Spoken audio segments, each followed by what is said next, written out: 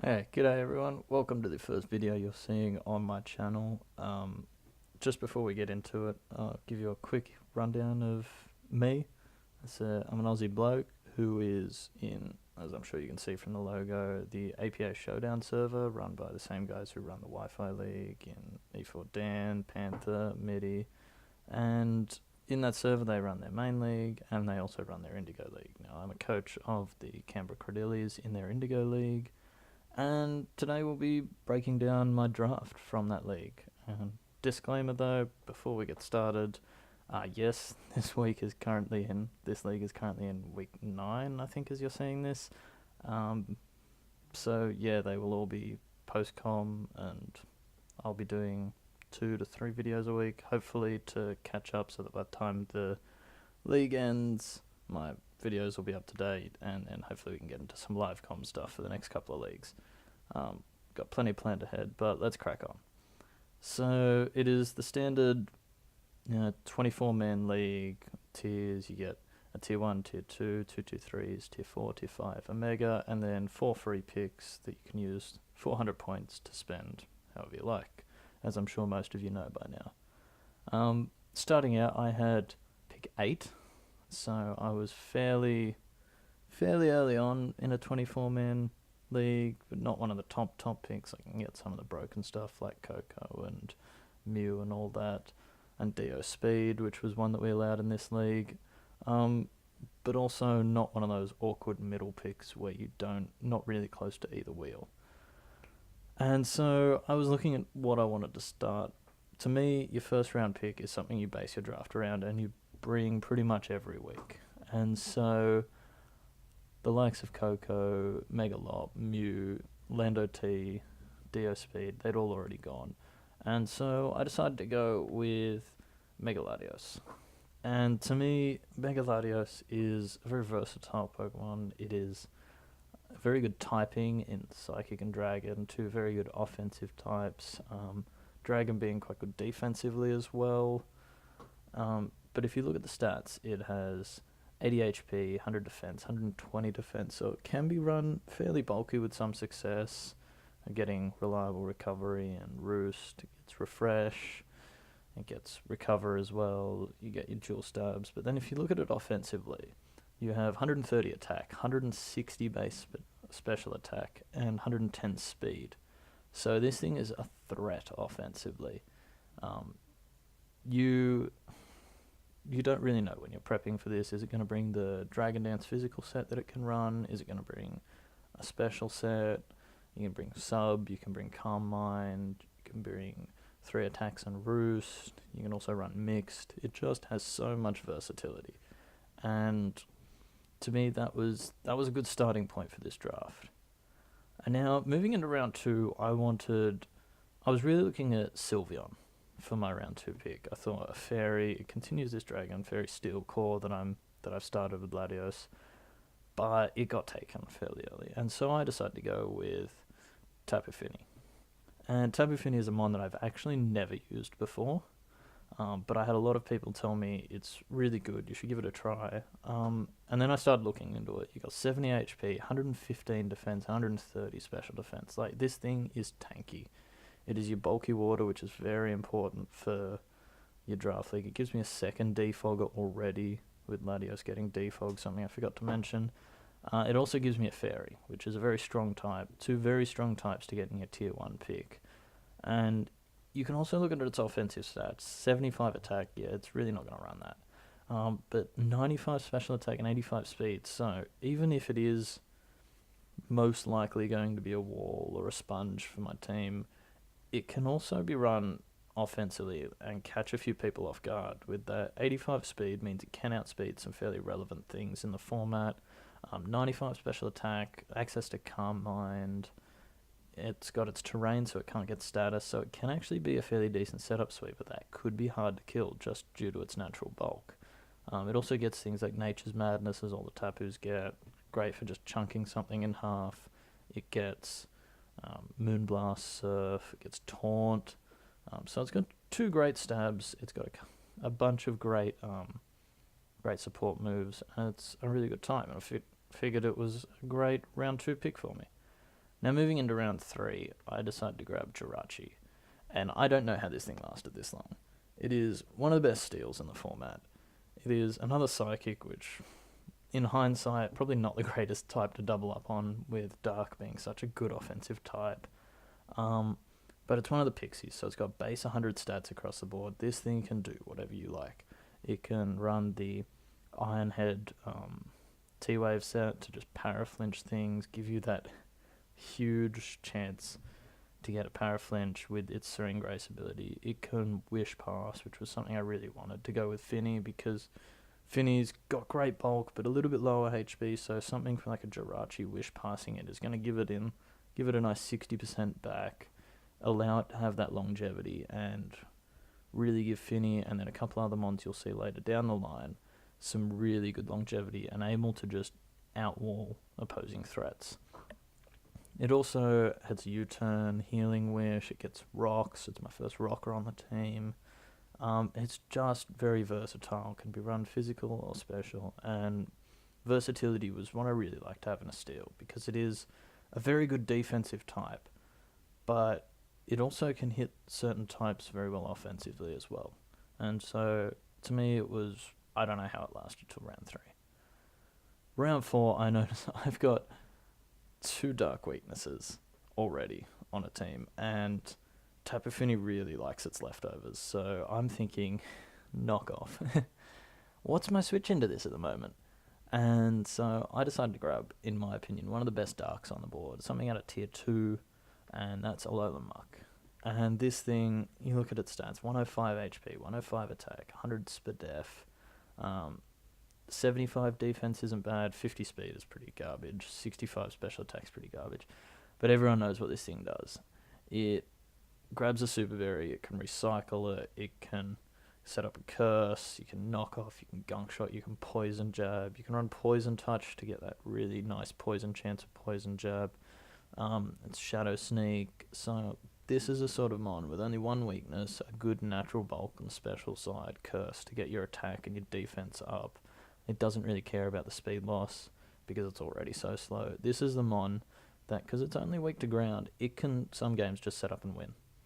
And if it's already used its berry yet hasn't clicked recycle, it can switch into knockoff with no downsides. And that's something that really appealed to me on this team. And so yeah, moving into round 5, I was starting to look at this, and a lot of the tier 2s was starting to go, and I saw a mon that I really liked, and that was Entei. And this mon is very strong. If you look at the team so far, we've got Latios as our strongest physical attacker, but with that 160 special attack, it'll probably be special more times than not. And so I wanted to grab a really hard-hitting physical attacker. I wanted to also work on my Fire Water Grass core, and Entei in tier 2 just looked really nice to me. It's got a great HP stat and attack, both at 115. It's got great speed, hitting that base 100, making my speed tiers look really nice already between Latios, Jirachi, Entei, and Finny. Muck's slow as hell. It's also got decent enough natural bulk with 85 defense and 75 SPDF. So along with that big HP stat, it can take some hits and it can be run in sort of a more bulkier role. It's also got a 90 special attack. So people expect this thing to be coming in, hitting the physical side like a truck. You can run special moves to some extent. Like, you can run your old hidden powers for mons that are 4 times weak, and they will take a decent chunk, even at a minor special attack nature. The thing this thing does best is it comes in and it clicks Sacred Fire. And with a 50% chance to burn, you get stab and you get that big attack boost. Not much wants to switch into that. And a lot of things that resist, like your ground type, your waters, like, they don't want to take a burn. So it's really, very few teams have a switch in for this. And that's what I liked about it. It also gets extreme speed, stomping tantrum, stone edge, gets rest talk for recovery, willow. Like, it's got some decent utility, not the greatest move pool, but that sheer power and something that teams just sometimes don't have a check for was something that I really liked about it.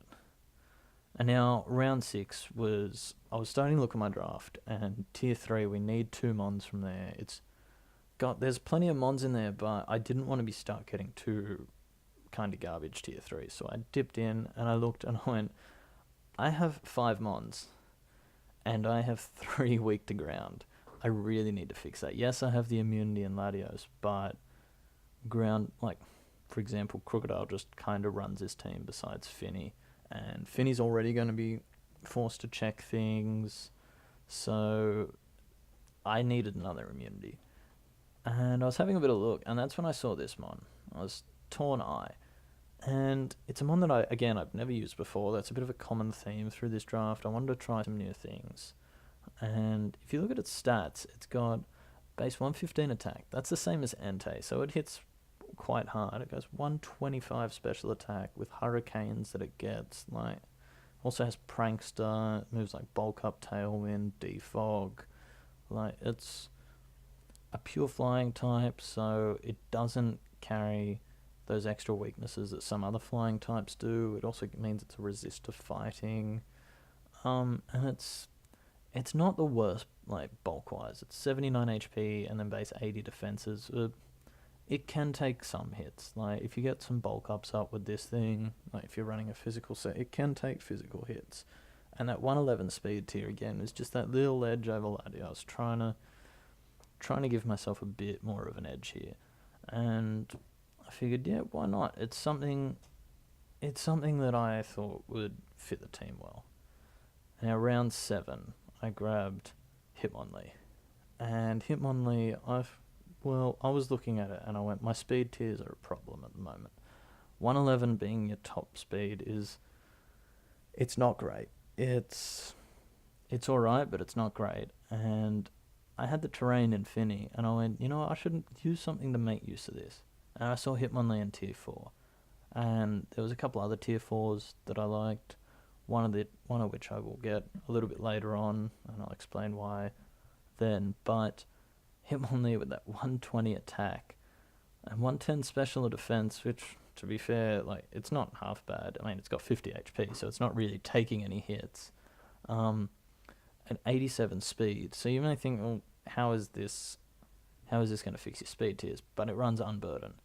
And you can give it a Misty Seed, so you'll come in terrain, it'll pop, and you'll be away with double speed. And which means it allows it to run Adamant a lot of the time, because you can get that double speed boost and you don't need the extra points from being Jolly. So that means this thing can hit like a truck. And the other thing it does is it can run Reckless with moves like High Jump Kick, Double Edge, and it can hit like an absolute monster. So if the speed tiers the opposing team allow it, like, you can come in, if they don't have a ghost type, you can run Banded Hitmonlee with High Jump Kick, and it comes in and claims one. Like, nothing really wants to take 2 of these. And if it does, then they've got to check, well, hang on, can I take 2 double edges? Like, this thing is power. And that's pretty much why I wanted it. Fighting type is always nice to have, rounding out more types on the squad that I didn't have already, something I think's quite important. But yeah, Hitmonlee just seemed like a natural fit. And around 8, we grabbed the other tier 4 that I was talking about earlier in Licky Licky. And Licky Licky in tier 4 I think is great value. Like, very well rounded across the board. 110 HP, very nice, but 95 defenses. It's very bulky. And 85 attack and 80 special attack means it's not just going to be something like an Alamola or a Chansey where it can only run, Chansey can only run Seismic Toss because its attacks are so low. Yes, it can take hits for days, but it can't really do anything.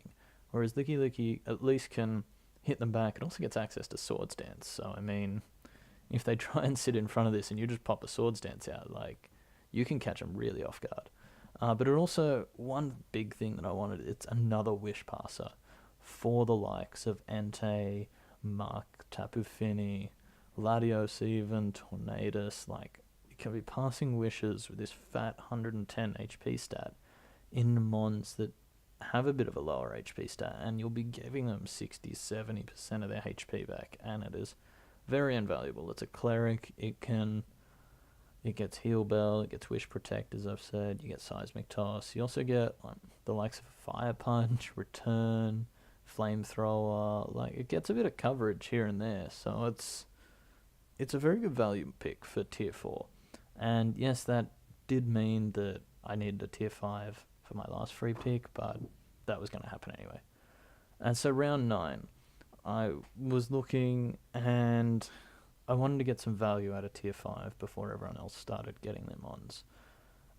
At this point, I needed 2 tier 5s and a tier 3. Tier 3 was almost already depleted at this point, and so I sort of accepted the fact that I wasn't getting the strongest tier 3 to go with my squad.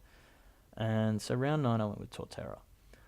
And in tier 5, this mon looked value. It's a ground type, which gives me an electric immunity, which I didn't have. It's a grass type to finish off that fire water grass core.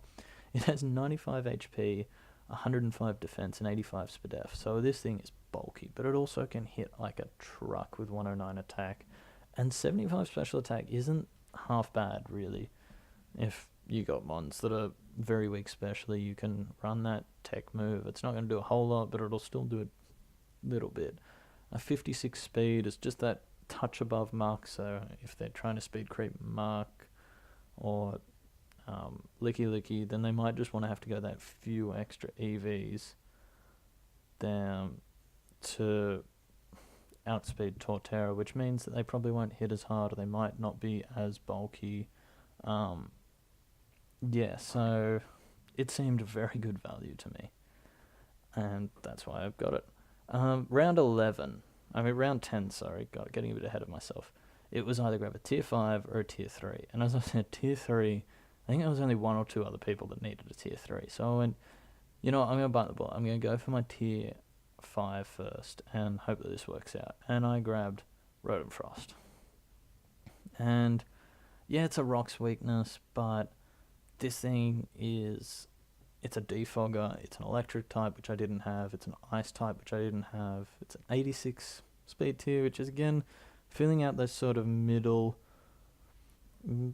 speed tiers per se. 50 HP, but with 107 defenses means that it's sort of tanky, and then if it catches a wish from Jirachi or from Licky Licky, it's going to get a huge chunk of HP back. It's a Will-O-Wisp user, like Blizzards, hit like a truck, can Volt Switch, can Pain Split, like, it's a decent utility mon for mine. And I mean, it's the same moveset apart from Blizzard, except for Hydro, as you do get with Rotom Wash, and everyone knows how good that one is.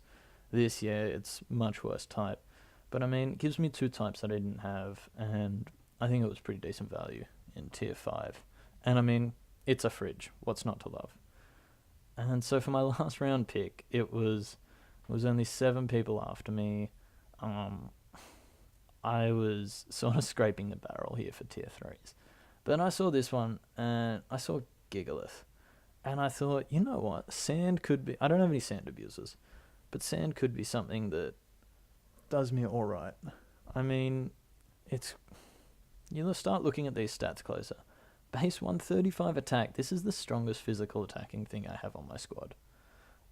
A lot of people forget that, as they see it as more just a tank, absorb hits, throw rocks out, set up sand, and then die. But it can hit like a truck, and with Stone Edge, Stab, base 135 attack, it also gets Heavy Slam, because, I mean, look, it's a pile of rocks. That thing's going to be doing a lot of damage. It got 130 defense with 85 HP. Like, that's pretty decent. That's nice and bulky. You can tank some hits.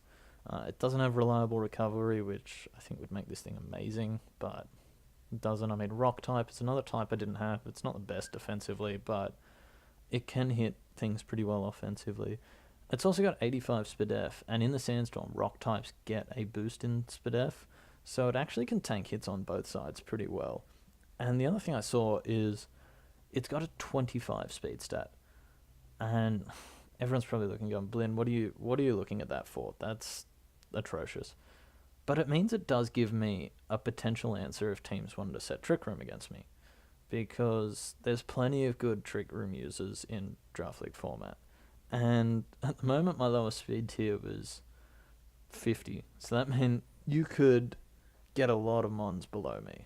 And by adding Gigalith, that could give me, well, a quote-unquote faster answer to some of the threats under Trick Room, and I just figured it was another role. Like, yeah, as I said, I was scraping the bottom of the barrel with my tier 3s. It was the last Mon, so there wasn't a lot left, but I think it's a fairly good fit, and I was quite excited to use all these Mons. I think it's a fairly well-rounded roster. Yeah, it's got a bit of a ground weakness. Yeah, it's got a bit of a knockoff weakness, but, I mean, what draft these days doesn't have flaws? But yeah, anyway, that's my 11 that I will be using for this upcoming Indigo season. If you've got any comments, or tell me what you think in it in the comments below. Yeah, and hope you stay tuned for the upcoming battles that you'll be seeing fairly soon.